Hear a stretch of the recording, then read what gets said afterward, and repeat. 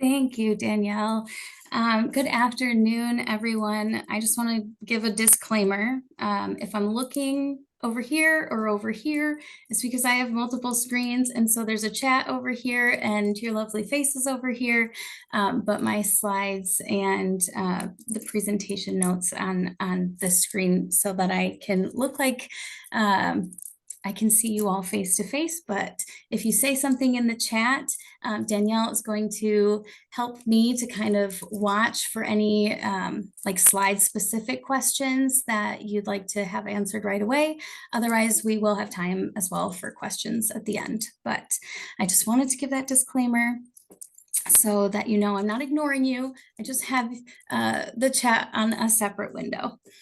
So today I just want to talk a little bit about mental health in aviation, but I also want to say hello and happy Tuesday. Welcome in. If you're in Michigan, hopefully you are enjoying some of the sunshine that we're finally getting. Spring is knocking at our doors. So that's super exciting.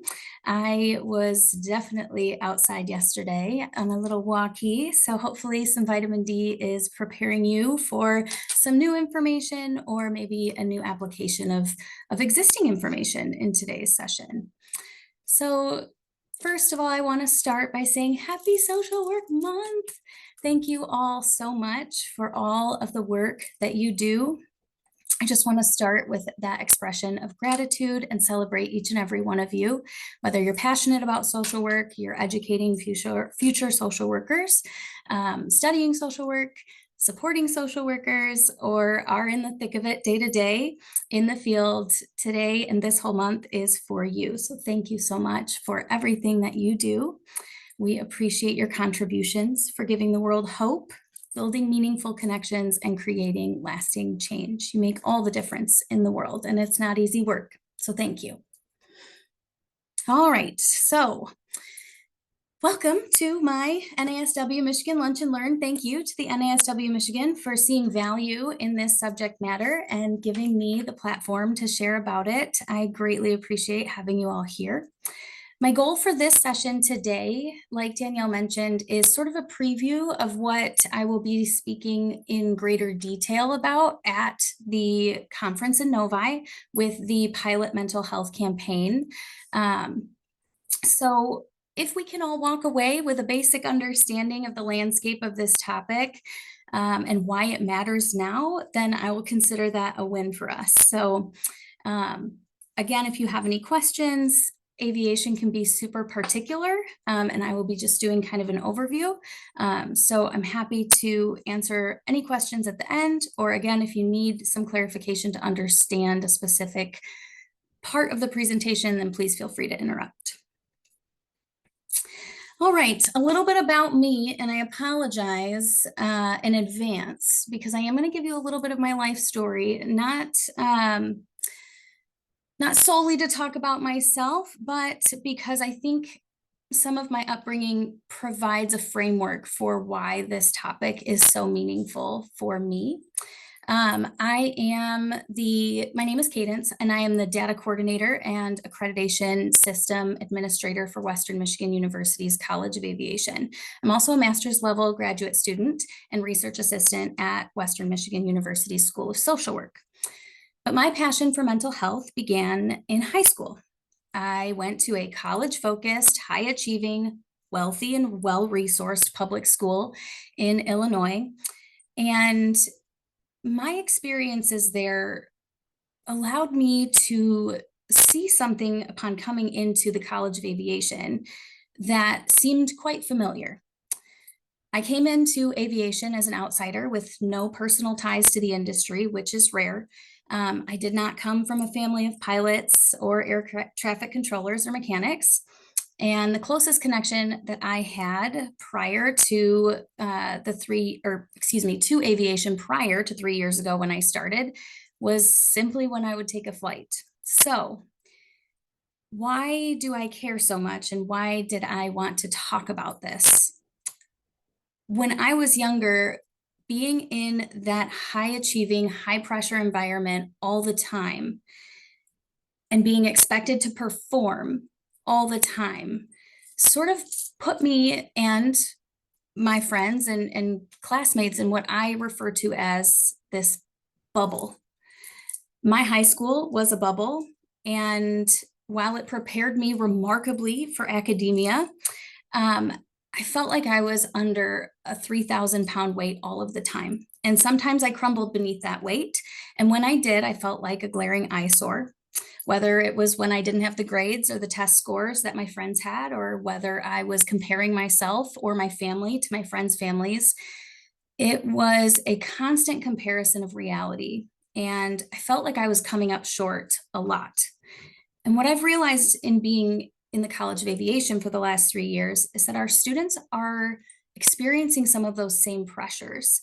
And in addition to that, they're experiencing industrial pressures and, whether perceived or real, threats to their personal autonomy and safety, because there has been a shortage in mental health care availability and accessibility industry-wide for many, many years.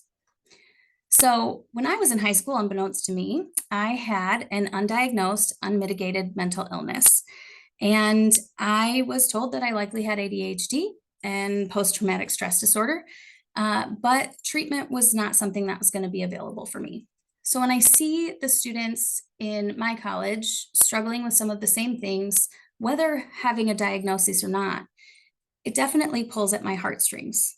And so it was my hope that by going to school and achieving my education and going, right from undergrad into my master's degree, that I would solve the world's problems, as it were.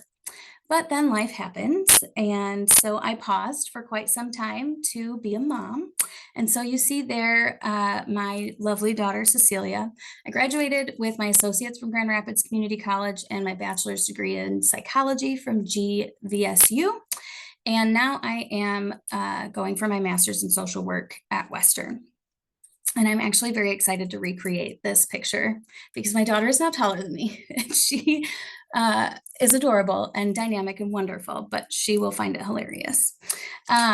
So all that to say is, part of the reason that I feel social work is the place for this interdisciplinary collaboration is because social work tackles social issues from all sides. The perspectives that social work has, from systemic barriers to clinical needs, to the resources that are available to people, to their environmental surroundings, and everything in between, gives a holistic person perspective and also a holistic community perspective that I think is going to be incredibly valuable as we look at some of these mental health issues in aviation. So that brings us here. I am, like I said, the data coordinator for Western Michigan University's College of Aviation. And so day to day, I collect and analyze a myriad of data across all three of our programs to identify the areas of opportunity and impact. And I provide these reports and insights to our dean, Dr. Ray Thompson, for the purposes of continuously assessing and improving our programs, services, and ultimately the experience that our students have at the College of Aviation. So I stay informed, and I also stay involved in disseminating the information that could prove helpful to improving our students' overall experiences. So let's get into it now that you know my whole life story. You are so welcome. So aviation mental health, why are we talking about this now? I became aware of this critical intersection between aviation and mental health the day before my official start date at WMU. I attended the student-led aviation mental health event in 2022, and it was then that I learned that our college had recently suffered the loss of 2 student lives by suicide. We weren't the only institution suffering such a loss, nor were we the only institution hosting such events. Since that time, and even before that time, there's been a lot of research on mental health in aviation, and it's kind of become a hot topic. Certain studies have uncovered various occupational hazards, barriers to seeking care, systemic challenges, and regulatory inefficiencies that have contributed in their own way to the mental health crisis that is sweeping the industry right now. So I'm here in front of you all because there is much work to be done, and aviators cannot do it alone, nor can they do it from within the high performance, high achievement, highly pressurized bubble. But to understand where we're at today, we have to understand how we got here. So I want you to come with me on a little trip back in time to look at some of the historical red flags in the industry and to see how they've been responded to. In the 1930s and 40s, there was a widespread phenomenon of occupational or industrial substance dependency. It's commonly known that certain careers come with higher levels of stress, risk, demand, pressure. Careers within the aviation industry, like piloting, are among these. Occupational substance dependence was commonly found among these high-risk, high-pressure occupations due to a variety of preconditions, individual factors, and organizational factors. This phenomenon became more problematic, and so organizations attempted to address the issue from the inside out. But as one can imagine, there were several challenges to this. The latter was one such challenge where professionals at the supervisory level were expected to identify and diagnose the substance dependency signs and issues. However, there was no one to hold those higher levels accountable. Yet the research was showing that the prevalence of alcoholism and substance dependency was affecting all levels. There were also legal issues for trying to diagnose a medically related condition. And there was the behaviors from those who were confronted that diverted away from the perceived accusations, projected the problems onto the organization rather than the person taking ownership. And there was a general lack of skills that the supervisors had for addressing these things appropriately. And then, of course, as we all know, there was a stigma. And so supervisors would delay the process of reporting or addressing it until the very late stages of someone's alcoholism. So how did the industry respond? For aviation, there was the HIMSS program. The HIMSS program is a program that was designed to offer pilots a pathway back into the flight deck after being treated for their substance dependency without risking their future or even their present, because the FAA supported them having support along the way. So in 1974, ALPA developed an occupational alcoholism program for pilots using a process called pressure constructive confrontation, whereby essentially there was an external work-related pressure to motivate the pilot into treatment. Because of the partnership between pilots, airline management and leadership, the unions, and the Federal Aviation Association's regulatory bodies, the assistance program for substance dependency allowed for pilot confidentiality. It allowed them to receive support while they were receiving treatment, and it allowed them to go through and regain their medical clearance once they were in recovery and adhering to the prescribed recovery steps. We will go over in the future session, if you're able to make it, what makes the aeromedical certification process so complex and why it is the way that it is, and why it can be one of those care-seeking detractors or barriers to pilots seeking care. But for now, essentially, there is a routine medical examination that needs to take place to determine that a pilot is fit to fly an aircraft, or to determine that an air traffic controller is fit to perform the functions of their job. And based on the level of certification and the duties that the pilot is performing, there are varying certification durations and varying certification requirements. So what were the end results of the HIMSS program? Well, because substance intoxication and withdrawal can lead to a variety of dangerous symptoms, including sedation, disinhibition, poor judgment, mood changes, cognitive impairments, and so forth, having the HIMSS program in place enhanced safety for pilots in the flight deck and for passengers in the airplanes.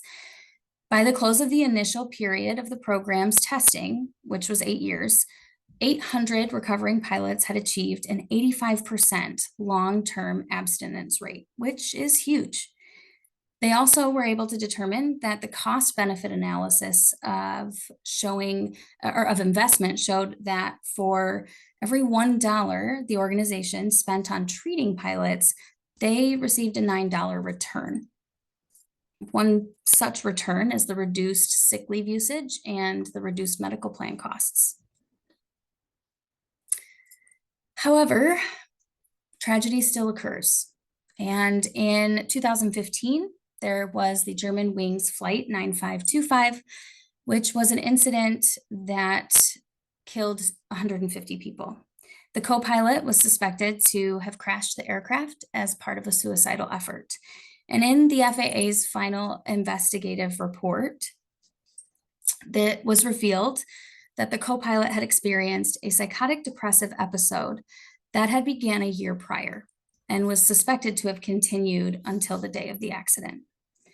Unfortunately, this was not the only crash of its kind up to that point, and it has not been the only crash since. While these types of crashes are extremely rare, considering the thousands and thousands and thousands of flights that occur every day across the world, they are substantial, and they serve as a wake-up call to the aviation industry as a whole and to the regulatory bodies.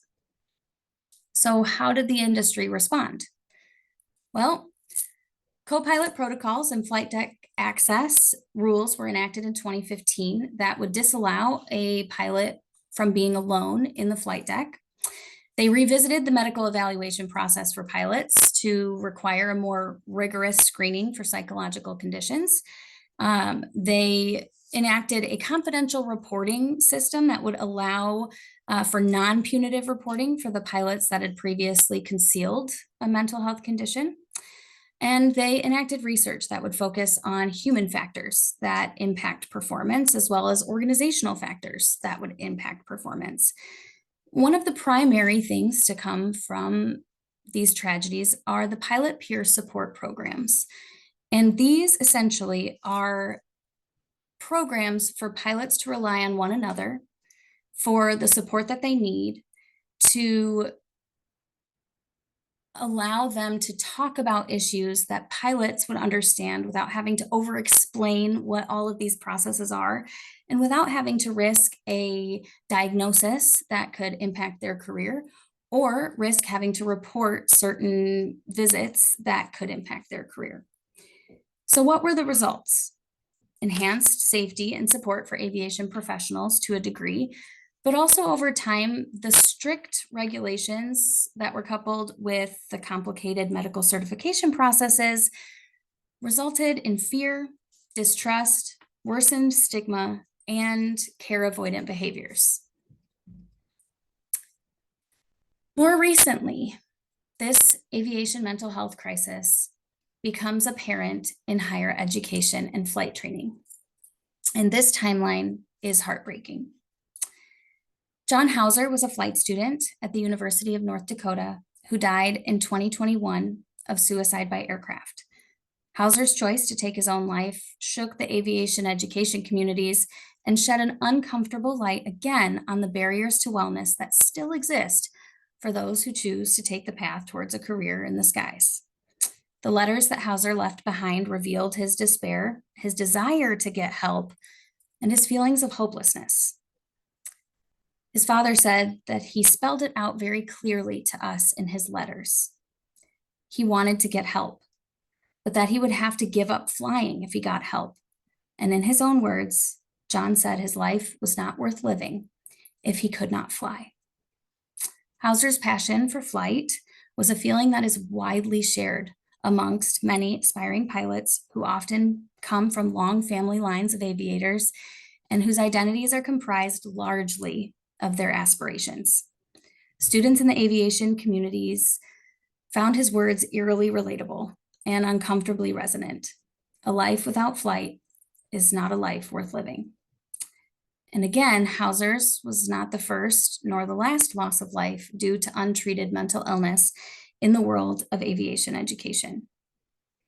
As I mentioned earlier, Western Michigan had 2 losses very close together within weeks of one another. And in 2024, Logan Timothy James was a flight student in Addison, Texas. He was 23 years old when he took his own life in a Cessna 172.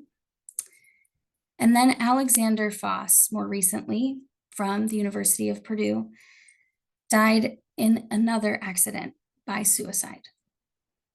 Again, considering the many, many, many flights that our students take day by day and the thousands and thousands and thousands of students that are served at our aviation education institutions nationwide, these accidents are not frequent per se, but even one is one too many. So how have institutions responded? I have to give it to them. The University of North Dakota has led the way remarkably. John Hauser's family started the John A. Hauser Mental Health and Aviation Initiative Fund, which has supported their mental health efforts for changes on campus, as well as for the annual mental health symposium, which has brought together professionals from a variety of facets in the aviation industry, along with the Federal Aviation Administration and mental health care professionals, to strategize solutions for the industry and to check in annually. It also funded the Uplift Peer Support Programs, which is the first of its kind, which is a student-led program where aviation students provide mental health support to a degree to other aviation students. It is overseen by a licensed counselor that is embedded into the University of North Dakota's aviation program. And since launching in November of 2022, more than 14 peer supporters have been trained, and they have met over a dozen mental health needs from students. Additionally, there was the Green Bandana Project, which trains students across campus to talk about mental health and wear a bandana to signify that they're able to talk about mental health concerns with other students, and the students know that that's a safe place that they can go to. How has the industry responded? The Aviation Accreditation Board International has brought aviation educators, industry representatives, and regulatory bodies together from around the world to discuss aviation education and to consider reviewing criteria that may mandate support for student mental health as a must for institutions to achieve accreditation.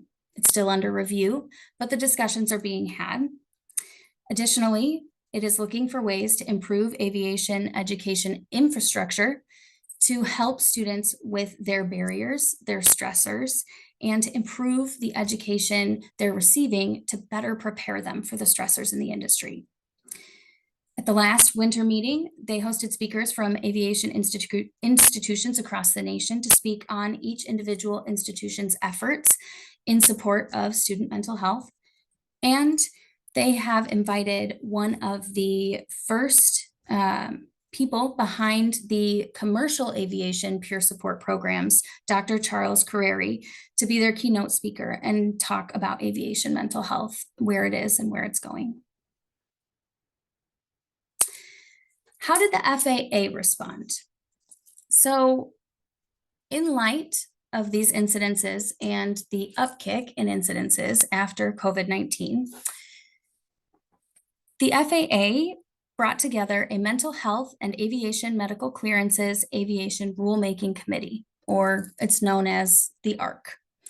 They published a report of recommendations in April of 2024 and addressed several issues which are summarized here. So the FAA's, the Federal Aviation Administration's current processes for handling known mental health issues or discovered mental health issues, including the current aeromedical process for certification and mental health screening. They also addressed barriers preventing aviation professionals and their loved ones from reporting mental health issues and seeking care. And they addressed the education, training, and awareness for aviation mental health issues and the need for additional education. Their recommendations were far more than those listed here, but they're summarized as creating a non-punitive pathway for pilots to report mental health concerns, conditions, and treatments, which would mirror what the FAA did previously when the HIMSS program was developed. They suggested to revise and evaluate the requirements for reporting talk therapy, as well as reporting certain mental health conditions, such as depression, anxiety, which are commonly prevalent, and ADHD and PTSD, which are under review. They recommended to ensure that aeromedical screening processes are properly communicated based on the safety management system principles. The safety management system is a widely followed system of aviation safety principles industry-wide. And the aeromedical screening processes often leave pilots hanging for months, sometimes years on end, not knowing if they will get their medical certification back and if they can fly again and how they can support their families. And so they're left sort of in a lurch, unable to provide for themselves or their families in the same way that they were prior. It also recommended to expand peer support programs and the support for them. It recommended to develop mental health literacy, communication, education, and awareness campaigns. It recommended to increase mental health training and quality assurance for the aviation medical examiners who are responsible for putting together the aeromedical documentation for pilots. And they also said, hey, you should modernize your systems because there's like tens of thousands of applications in limbo and like 50 of you that can actually review them. So that's a problem. And so now we're at, okay, what do the students think and where are we still with all of these things in action? The Aviation Accreditation Board International brought institutions together.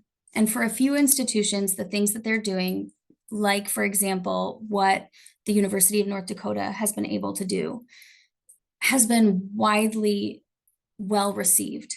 And they have seen a great improvement to student outcomes, and they continue to study the efficacy of their efforts. An institution like Western Michigan University, for example, has not seen some of those outcomes for our students because we have our own barriers to implementing them.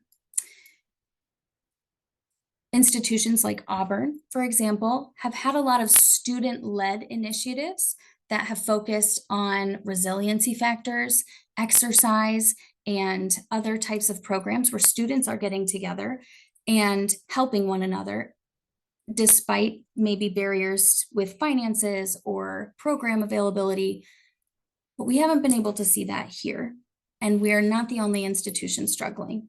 A lot of the smaller institutions or institutions with less funding are having trouble implementing some of those premier practices that larger institutions like the University of North Dakota has been able to implement. We do not have a peer support program for our students, although we are actively seeking ways to build one. Currently, the framework that Uplift utilizes is outside of our possibility in the current moment. Additionally, our students still report that a widespread stigma exists, despite our communication around it being okay to not be okay, despite our events that were student-led and student-driven. There appears to still be this fear and stigma that if I say something, I could lose my career. Additionally, our students have invested tens of thousands of dollars, sometimes hundreds of thousands of dollars on their flight training alone. which is not covered by much financial aid in the same way that tuition would be. Flight fees are separate. And so our students have invested buckets of money and are terrified that if they come forward with any struggle, that they will be labeled and that their medical certificate could be taken from them. And so we're still seeing that barrier to seeking care and working to find what fits for us so that our students can get the help that they need. So while some institutions are having great success, others are still struggling, like we are,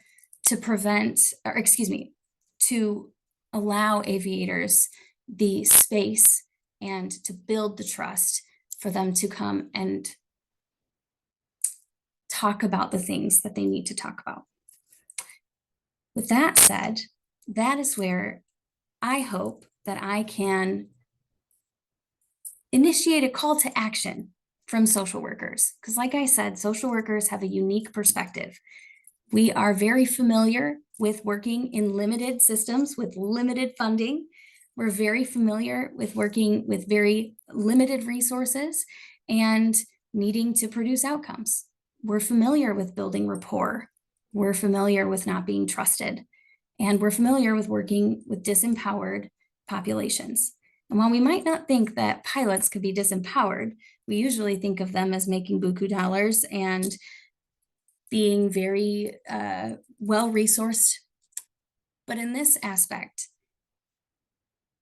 they are disempowered. They're disempowered from taking care of themselves.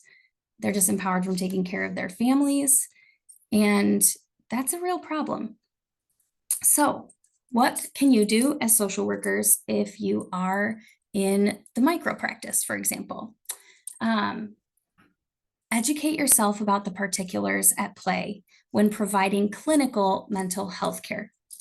So, knowing about the Federal Aviation Administration, knowing about the aeromedical certification process, knowing what the role of a medical examiner would be, so that if someone who is in aviation comes into your office, they feel like you already have an understanding of who they are and they don't get dissuaded by having to explain things.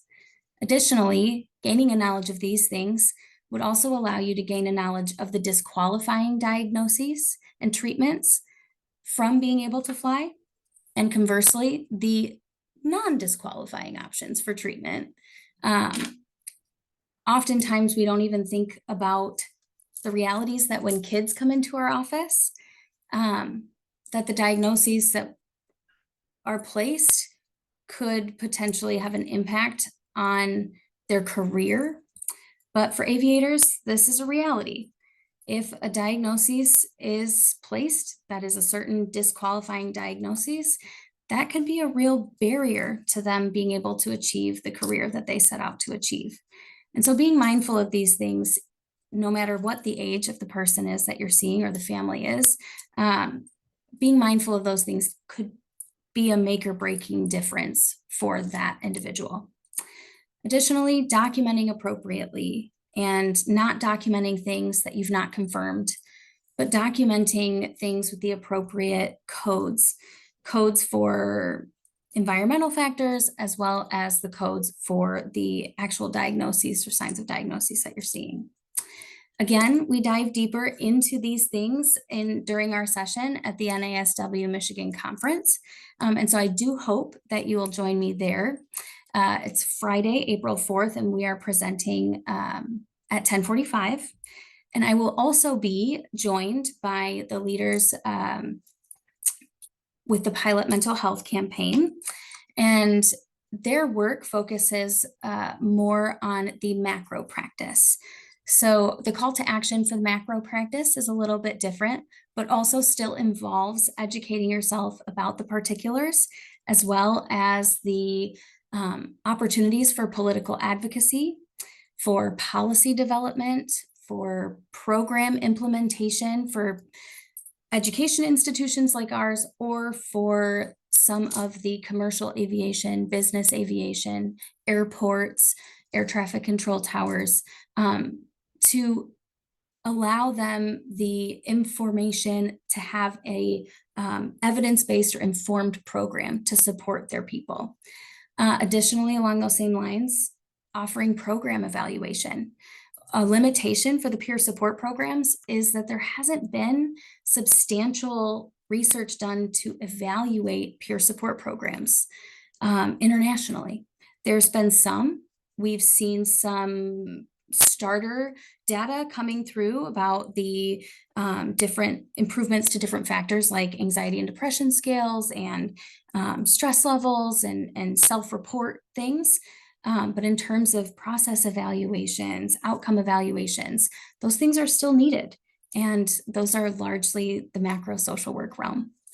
There is a huge need for research across the board, especially within the higher education realms. Part of getting funding is showing that there's a basis that these things work and that they'll actually help and be worth the investment for the institution or the state or the federal government. We need that help. And then, of course, which the Pilot Mental Health Campaign on their website does a phenomenal job of outlining their legislative actions. And their advocacy day is actually coming up right before the conference session, but they will be in DC advocating for support for the Mental Health in Aviation Act and the Aviation Medication Transparency Act.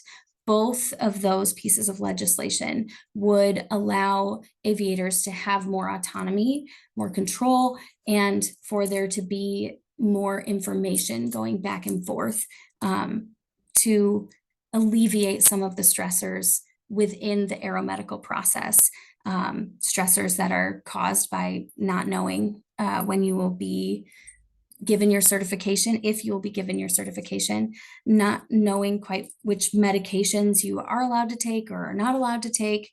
And so these types of legislation are being introduced to try and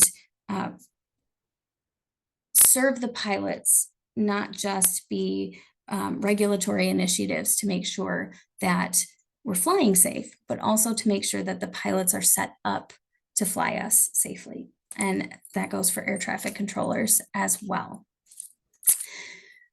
So with that being said, I will open the floor for questions. I must have breezed through that so fast. But if you have any questions, I would be happy to answer them to the best of my ability, or if you'd prefer, if you don't want to ask them here, this is my contact information. And so you are welcome to reach out to me. And then I also will be sending Danielle a list of subject matter experts, organizations, and providers. Actually, Kate, if it's okay that I shout you out, I don't have to if you don't want me to. Absolutely, But go for it. Kate Reber is actually an aviation specialized social worker. And so she has worked with Dr. Auslander, who actually has a mental health and aviation course for mental health professionals and healthcare professionals. And so, Kate, do you want to share a little bit about your experience or introduce yourself? Can people reach out to you if they have questions as well? Yeah, absolutely. My name's Kate. Like she said, I have a wonderful introduction. Thank you, Cadence. I'm a therapist in the field. I specialize in, one of my specialties is aviation mental health. I'm credentialed with some of the EAP providers for Delta and United, as well as take clients in my private practice in Canton. There was a couple of questions about diagnoses, and well, just one question, I guess, but it is important to be well informed. If you have further questions about specific diagnoses or how, it's a fine line to say, it's important to be well informed as a clinician, as a provider, to work with aviators. It's not necessary. Any pilot can see any provider. It's not necessary that they go to specific providers who are well informed. It's helpful for them to stay safe in the flight deck. To have some information, and they're welcome to share the information that they know too. It's important that they're well informed. So don't take all the responsibility on yourself. They're obligated to keep their medical. It's not our job to help them stay safe. It's their obligation to stay safe as well. Yeah, thank you, Kate. Mary? Thank you. I'm very interested in this because I have a nephew who's a pilot who struggles with depression. And so this is very real to me, and it's really true. They are disempowered. What he's very concerned about anyone knowing and about getting treatment, so he doesn't. What are the pilots aware of where would he go to find out what medications he should are disqualifying? And if a doctor talks to him about one and say he knows it's disqualifying, so refuses it, is that disqualifying if that was recommended? Do you know? No, so I love that you're bringing this up because this is something that I have been developing with our leadership team is a hub for our students to be able to see the FAA aeromedical manual. It is Great. public. It's on the Federal Aviation Administration's website. It is just like most can guess, dense. It's dense. And to someone who is not familiar or doesn't know what to look for, it's incredibly challenging to navigate. So I am working with our leadership here to try and demystify it. I know the the Federal Aviation Administration is also looking into doing those same things. But self-advocacy is huge. And I love that you brought that up because I think that's one of the skills that in the data that I've collected, between comments on student surveys, CFI reports, flight record reports, there is a gap in understanding when it's okay to self-advocate, how to self-advocate, and if there will be lasting implications to their career for speaking up for themselves, not just in an aeromedical setting, but also in a learning environment. And so I think it's very important that if they are familiar with the medications, that when they're seeking care, if a doctor says, oh yeah, I was writing this, no, actually, no, thank you. Just like we would if we know we have a history of blood clots and we're being prescribed something that can increase that. If the doctor's not aware, we need to say that. Oh, Kate, yes, thank you. Do you want to talk? Okay, so Kate mentioned a HIMSS AME. Do you want to talk about what that is? Yes. If for an aviator that is seeking out antidepressants, they need to be seen by an aviation medical examiner that specializes in the HIMSS program. And how would they find one of these people? Well, that's such a great question. I know that there's a directory on the site for HIMSS AME, for AMEs, and as well as HIMSS AME providers. Yes, the Federal Aviation Administration does have an AME directory. And then on the HIMSS website, again, I'll send out I'll send Danielle a list of links and things and resources and research articles. There is a ton of new research coming out as well. So like staying up to date on that, it's flying out like every day. So it's super important to stay well read as things change and develop. But there is a list of HIMSS AMEs as well as AMEs, and I can send those links to you. Thank you. Thank you. A question that was asked in the direct chat was about frequencies of certain diagnoses, personality disorders, or what have you amongst the aviator population. Kate, do you want to talk on that from a clinical perspective, specializing in the area? Is there anything? I know there's research that has made, that has suggested certain things, and there's also people's perceptions, but what have you seen in a clinical realm? You mean diagnostic diagnostically speaking? Like, yeah, so an increased prevalence of certain diagnoses amongst aviators, like a personality disorder or otherwise. So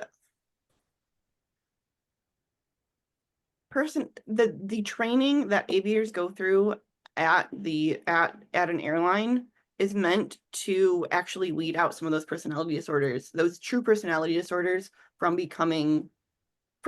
going into the flight deck. The training is designed to weed out some of those personality disorders. Not to say that pilots by nature and aviators have part of what makes them so wonderful in their job is their ego and their sense of some traits of narcissism. However, the training that they go through when they're in that simulator, when they're going through training, it is designed to weed out true narcissism to the point that someone with true narcissism cannot diagnostically cannot pass through training. Does that answer your question? I don't know if I got into the weeds on something else. I think you hit at least one of the personality disorders on the head. I think that narcissistic personality disorder and narcissism are different. And yeah, there's a self-assurance that's required and a emotional rigidity that is required in order to be able to make some of those high stakes decisions that need to be made in the blink of an eye. And also when you have precious cargo and are also working with a giant billion, million, multi-million dollar machine, even in training. So I believe like Southwest, for example, their simulators are tens of millions, 20s, 30s of millions of dollars a piece. So are they easily broken? I'm not going to speak on that. I don't actually know. But is an airplane also millions, billions of dollars? Yes. The pressure simply by having something like that in your control would require you a certain level of self-assurance in order to be able to operate under that. However, there is also like the running jokes about, like Kate said, pilots having narcissistic personality disorder. To have a disorder, there has to be a level of dysfunction. Now, if there was a pilot that was struggling with substance dependency or comorbid diagnoses, but coping mechanisms or maybe diagnoses, then potentially by looking at a full picture, you might see something crossing that line. But there would have to be a level of that dysfunction, which would have already removed them from the flight deck. Thank you for answering also about the marriage therapy. I appreciate that. I was just finding the link for that. Will say with an asterisk that the most important relationship that a pilot has in their career is with their aviation medical examiner. The doctor they see every 6 months to a year, ensuring that they're safe to fly.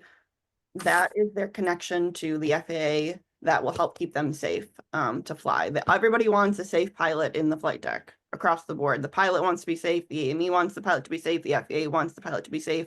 The doctor that the pilot sees every 6 months to a year. See, this is where we get into the weeds because there's two different forms that the AME looks at. One says report marriage therapy is reportable. The other says it's not. So some AMEs say yes, report it, and it is ultimately deferrable. Whereas if a pilot says yes, I go to marriage therapy, they report it. The AME says yes, that's fine, you're free to fly. That's one version. The other version is you don't even have to say anything to your AME and it's fine. When I say it's confusing, which is why I go back to the most important relationship that a pilot has is with their AME, because depending on the AME that you have, they'll look at forms differently. And it's important that the pilot asks and clarifies with their AME. AMEs are great. They do a lot of, hey, I know a guy, my friend's doing this, can I do this? Like AMEs are great at disseminating and helping everybody stay safe. So if there's a question, everybody's on the side of a safe pilot, no matter, that's the bottom line. So the Yes. question about reporting, is it not, it's So not, it won't prevent them from flying. right. So the reporting behavior is something that's a tricky balance, right? Because that goes into the like avoidance, the non-reporting. Part of safety is trust. And if we're not saying what we're doing or talking about what care we're getting, there's an element of trust there that is missing. However, if you have a aviation or aeromedical examiner, aviation medical examiner that is familiar with you, that knows you, that you trust, that you vetted, because like we know with doctors in a normal network, you get the A-level doctors, the B-level doctors, the C-level doctors, and probably don't go to the other ones. It's the same.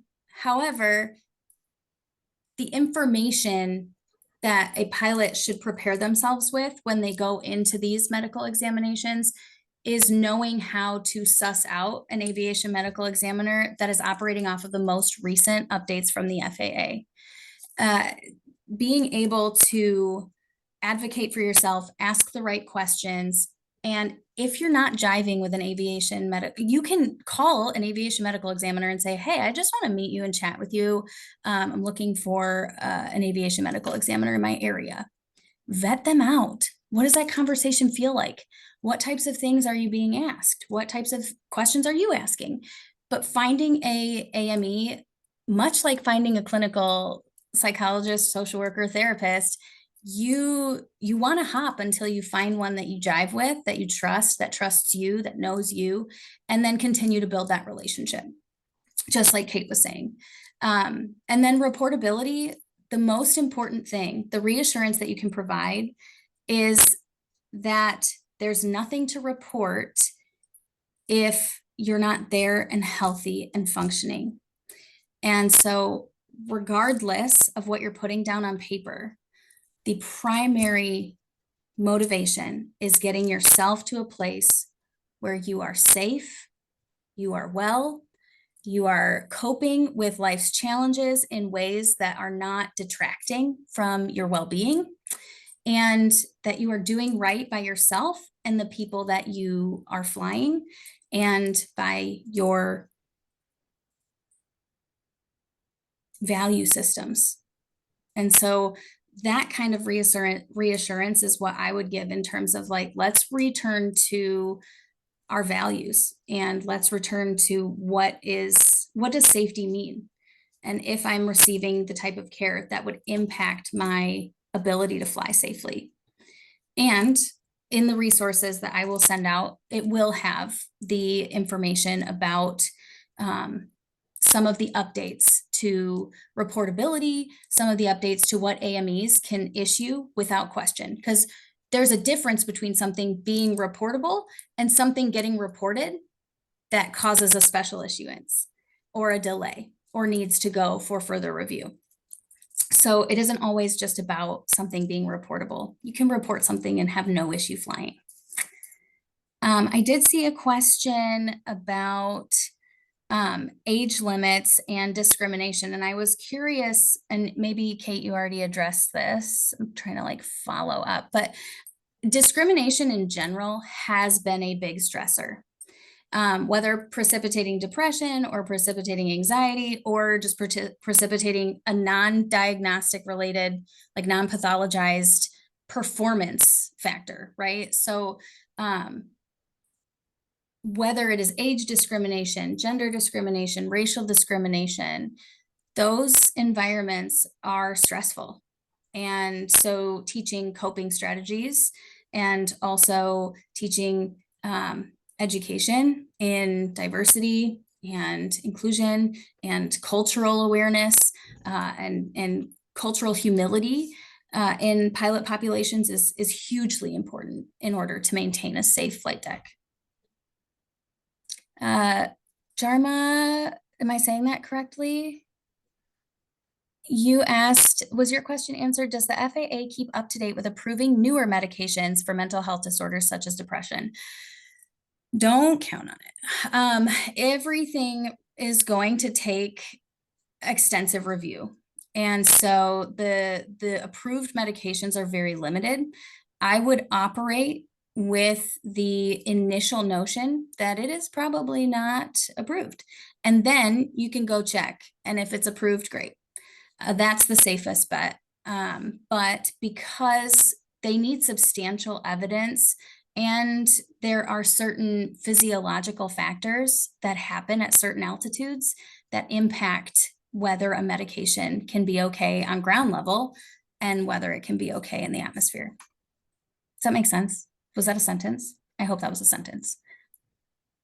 We're going to pretend it was if it wasn't.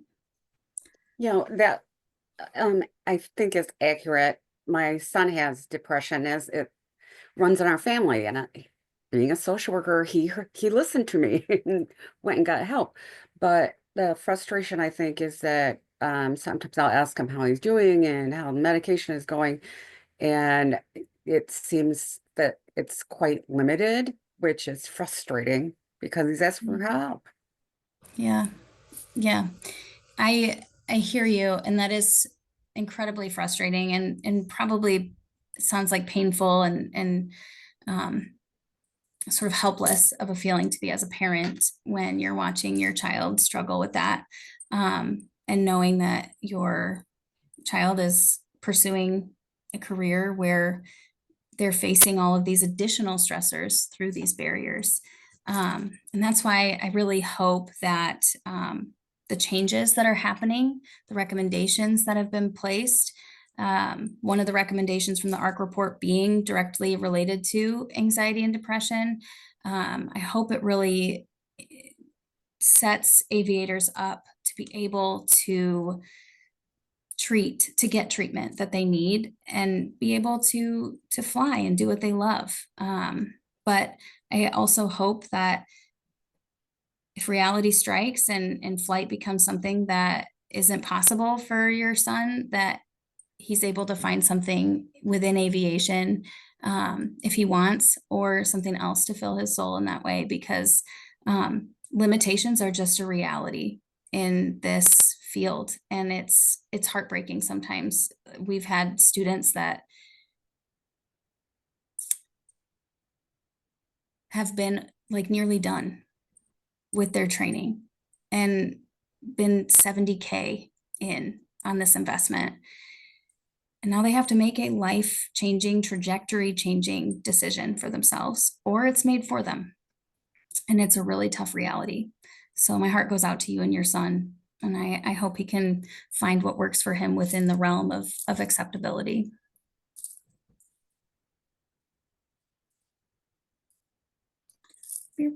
Okay, all right. My pilot, Mary Allen says, my pilot nephew says that airlines want to be able to claim their pilots have no mental illnesses. That just makes it, oh, yeah. Well, yeah. The whole narrative thing, you guys, I have thoughts on this. I have my personal thoughts on that, and then I have my Western institutional positive thoughts on that. It's getting better, and being okay, not being okay is becoming more acceptable. I think the aviation industry has been horrified and terrified that if people admit that they're not okay, or that they might have a mental illness or a mental health challenge, that people will stop flying in airplanes. I find that interesting because the HIMSS program has been around for however many years, and that is a mental illness. Having substance dependency disorder is a mental illness, and we still fly, and the pilots are still getting help, and it is still safe. So there are some diagnoses that no, they're not safe, and that's just a reality. But there are others, and I think the airlines are realizing that and supporting it and wanting to be honest about that. It's really hard to live a false narrative. So, oh, it's already 1 o'clock. Danielle, we are out of time. I want to be respectful of everybody's time. Thank you so much for the engagement and the questions. Please take down my information, and I will be sure to gather all of the resources. And I'm also going to check out some of the themes from the questions in the chat. And I made some notes of the questions asked, so that if I can go into greater detail in April, I will. So hopefully you'll be able to join us for our presentation then. And we can go into more information about the legislative updates as well after the Pilot Mental Health Campaign has their legislative action day.